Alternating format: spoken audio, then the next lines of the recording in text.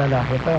At siyempre, kami ang inyong mga nakasama. Yung Republic po, nagsasabing paano kaya natin may pagtatanggol ang katotohanan kung ito'y patuloy naman na nilalambungan ng kasinungalingan. Mag-ingat po tayo lahat. At ako naman si Kuyang Ed Castañeda nagsasabing ingatan at pangalagaan natin ang ating kalusugan sapagkat mahal ang magpagamot.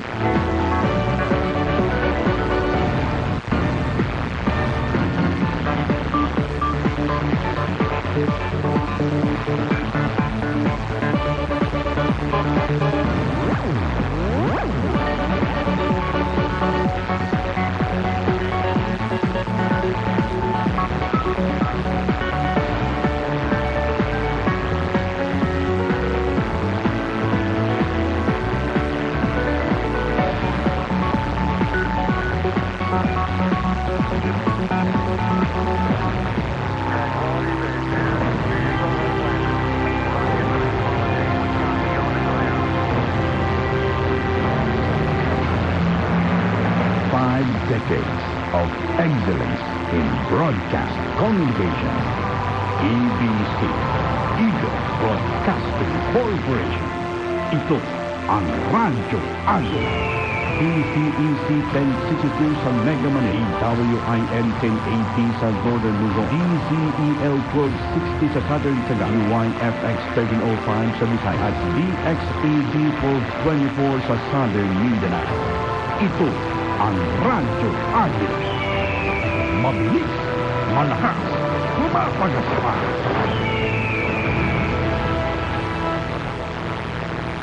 You have been listening to DZEC 1062 kHz Radyo Agila, a commercial AM station owned and operated by the Eagle Broadcasting Corporation with license from the National Telecommunications Commission with station license number DSD-021-2021-0937, authorizing this station to operate until December 31, 2024.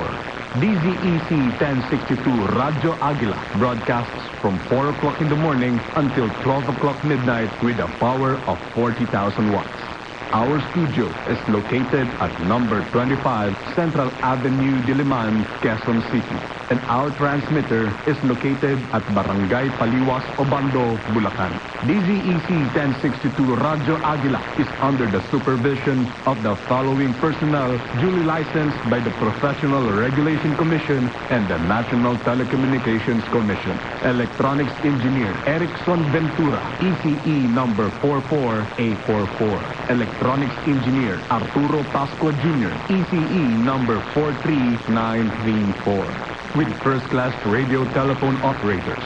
Our studio personnel, Enrico Erdite, registration number 94-1RTG-7204.